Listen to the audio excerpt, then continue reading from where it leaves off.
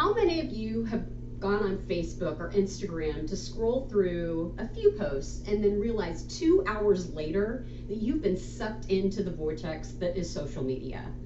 Or have you been to dinner with a group of friends and you look up to notice everybody's on their phone? No one's actually engaged in conversation. As a person who uses social media every day and has done research on the harmful effects it does on humans and culture, I have knowledge on this subject. Social media is here to stay, and while it connects us in so many great ways, overuse of social media can be harmful. I will share with you 4 main points that will help illustrate the sometimes shocking pitfalls of social media. Social media helps us stay connected to loved ones in different states by letting us share pictures of our family and our daily lives. But is it really making us happy? Studies have shown it does not, and it can actually lead to FOMO, fear of missing out, and depression. According to Clarissa Silva, who studies human behavior, social media has contributed to an alarming cases of loneliness, depression, social anxiety, and isolation from peers. People compare their lives to others' highlight reels on social media, therefore creating a keeping up with the Joneses effect. A friend of mine once called Facebook fake book because people usually don't post about their troubled marriage or their financial crisis. They only post about positives. This can lead to depression that our own lives don't reflect what we see on social media. I recently deleted my Facebook from my phone because I experienced this very thing. I felt depressed that my life seemed stagnant and less exciting than others. This leads me to my next point. What did we do before social media, and were we missing out? What if social media took a back burner to real life? There's a new trend actually where people are ditching social media and we're limiting it to spend time in the real world. According to Spencer Christensen, known for his research in social studies and anthropology at BYU, we are more connected to people from around the world than at any time in our human history,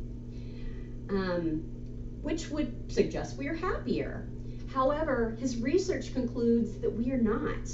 People who do not have social media accounts report to living more fulfilled lives and have closer relationships. A friend of mine recently went on a social media diet for 3 months. She reduced her time and only allowed herself 30 minutes a week to go on Facebook and Instagram. She concluded that her relationships had gotten deeper. Instead of texting or tweeting them, she called them. And she actually started a new hobby and taught herself to cook. So what happens when we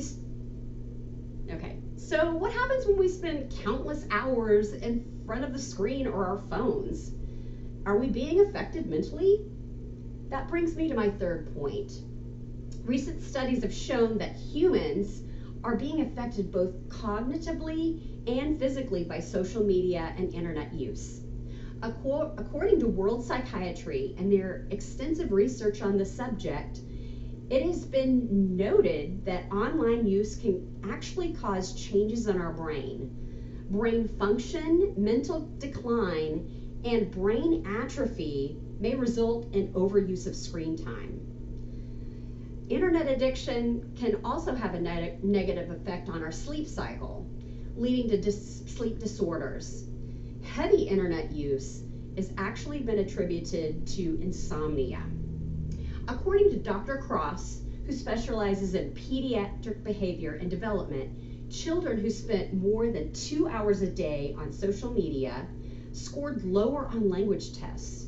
And when they were online over 7 hours a day, their brain cortex actually thinned. That's the part of the brain that's related to critical thinking and reasoning. That's very disturbing, and especially since children these days spend countless hours online. There's one more thing that I find extremely frightening, and you should too, about internet and social media. that brings me to my final point. Social media is one of the biggest draws for kids, and it's also one of the biggest draws for child pedophiles. According to Charlotte Cuthbertson's investigative research for the Epoch Times, 55% of sex trafficking survivors met their trafficker using an app, a website, or text. Often the predator will befriend the child and begin to groom them. This involves sharing personal stories, giving them lots of attention, and gaining their trust. After trust is gained, the brainwashing and the manipulation begin. According to a study done by the Department of Human Services, at any given moment, there are 750,000 predators online who are looking to get to our kids. In conclusion, social media is great and keeps us connected, but it can also contribute to depression, missing out on real life, and cognitive brain decline. It is also a playground for child predators. I will end with a funny quote. Last night the internet died, so I got to spend time with my friends and family. Turns out they're great. Thank you so much for your time. I hope you learned a little bit more about social media and internet use.